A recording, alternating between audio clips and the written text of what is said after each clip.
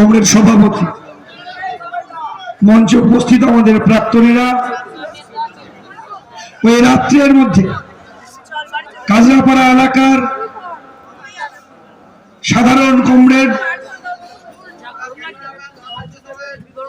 পথচারী বন্ধুগণ যারা উপস্থিত হয়েছেন তাদের সকলকে ইউআইএফআই পশ্চিমবঙ্গ রাজ্য কমিটির পক্ষ থেকে লাল সালাম অভিনন্দন।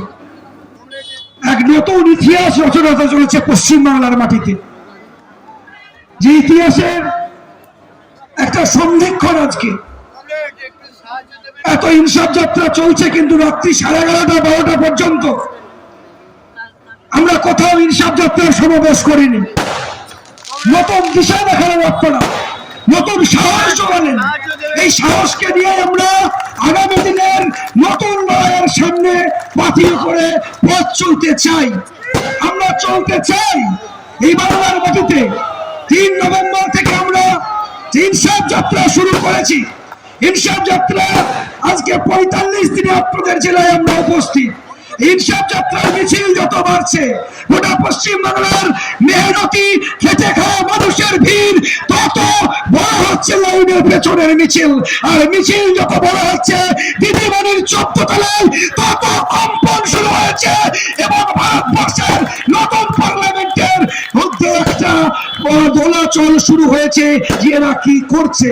তাই আজকে শেষ লগ্নে যখন ইনসাফ যাত্রা পৌঁছে গেছে, দিদিমণি পুলিশ পাঠিয়েছিলেন হরিণঘাটায় আমাদের কমরেডদের উপরে আক্রমণ করার জন্য। আমাদের কমরেডদের প্রতিহত করে রাস্তা অবরোধ করেছিল। আমরা বলেছিলাম যতক্ষণ না পর্যন্ত ওই পুলিশ অফিসাররা এসে আমাদের কাছে ক্ষমা চাইবে, ততক্ষণ পর্যন্ত অবরোধ থাকবে। পুলিশ প্রশাসনের বড় বড় কর্তারা এসেছেন, ইনসাফ যাত্রার পদযাত্রীদের কাছে ক্ষমা চেয়েছেন, তারপরে ইনসাফ যাত্রা রাস্তায় এসেছে। আমরা নতুন ইতিহাস রচনা করার জন্য গোটা পশ্চিম বাংলার সাধারণ মেহনতি মানুষের কাছে আমরা আহ্বান জানিয়েছি। এক বিরাট সন্ধিক্ষণে দাঁড়িয়ে আছি, একটা বিরাট লড়াই। এই লড়াইয়ে সাধারণ ছাত্র, যুব, মহিলা, কৃষক, শ্রমিক সবার কাছে আমরা আহ্বান জানিয়েছি, প্রাক্তনীদের কাছে আহ্বান জানিয়েছি, গণ আন্দোলনের কাছে আহ্বান জানিয়েছি। এই বিরাট লড়াইকে যদি লড়তে হয়, আগামী 7ই এই সিস্টেমের পরিবর্তন করতে গেলে আমাদের গণরা সম্মান পাবে। এই সিস্টেমের পরিবর্তন করতে গেলে শ্রমিকরা তাদের ন্যূনতম বেতন পাবে। এই সিস্টেমের পরিবর্তন করতে গেলে ছাত্ররা তাদের গণতান্ত্রিক অধিকার পাবে। আসুন এই সিস্টেম পরিবর্তন করার লড়াইয়ে অনেক ইতিহাস রচনা করি।